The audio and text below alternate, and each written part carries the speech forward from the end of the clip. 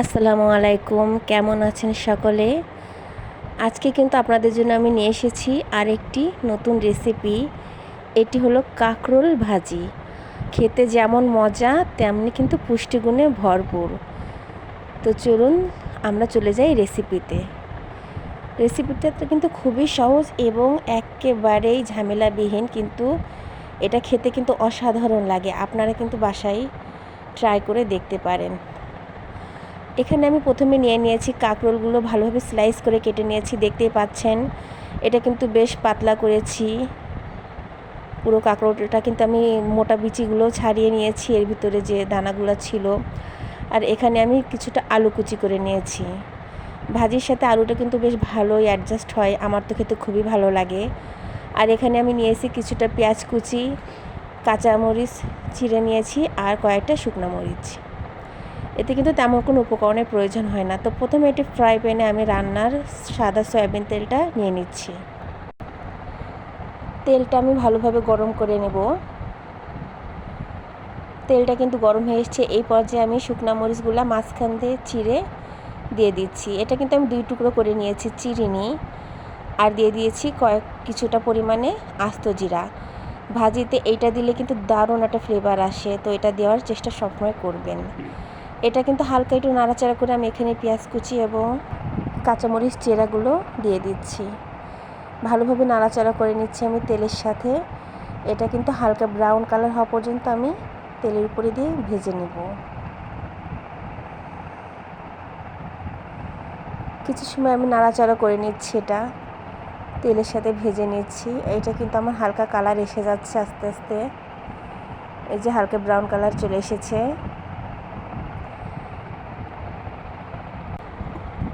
এই পর্যায়ে আমি আমার কেটে ধুয়ে পানি ঝরিয়ে রাখা কাঁকরোল এবং আলু কুচিগুলো দিয়ে নিচ্ছি।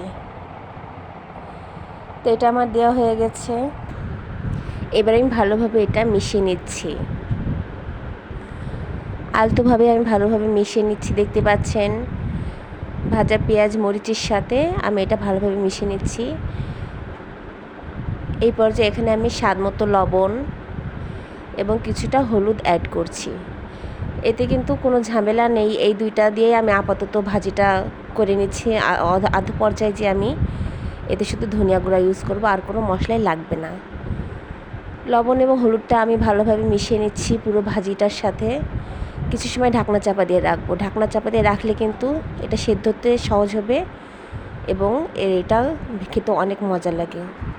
কিছু সময় পর আমি আবার ঢাকনা উঁচু করে এটি ভালোভাবে নাড়াচাড়া করে নিচ্ছি।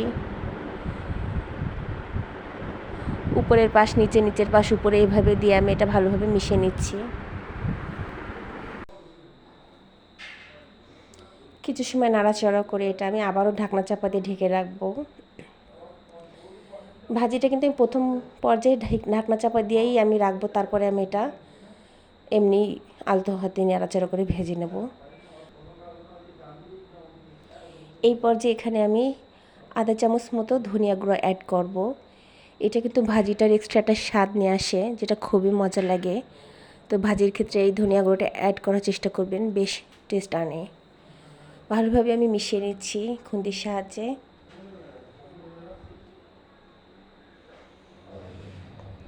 আবারও কিছু সময় ঢাকনা চাপা দিয়ে আমি ভাজিটা করব। তো 5 মিনিট পরে আবারও আমি ঢাকনাটা উঁচু করছি। এই পর্যায়ে কিন্তু ভাজিটা আমার অনেকটাই হয়ে এসেছে। এবারে আর ঢাকা লাগবে না। কিছু সময় আমি এইভাবে নাড়াচাড়া করে ভাজিটা শেষ করব। আমার ভাজিটা কিন্তু খুব বেশি পোড়া পোড়া করব না। এটার কালারটা কিন্তু আমি এরকম কাঁচা কাঁচাই রাখবো। দেখতে পাচ্ছেন আমার ভাজিটা কিন্তু হয়ে গেছে। এটা কিন্তু পুরোটাই সেদ্ধ হয়ে গেছে। আস্ত দেখালেও এটা কিন্তু পুরোটাই গলে গিয়েছে। খুবই দুর্দান্ত লাগে এরকম একটি ভাজি করে খেয়ে দেখবেন আপনারা।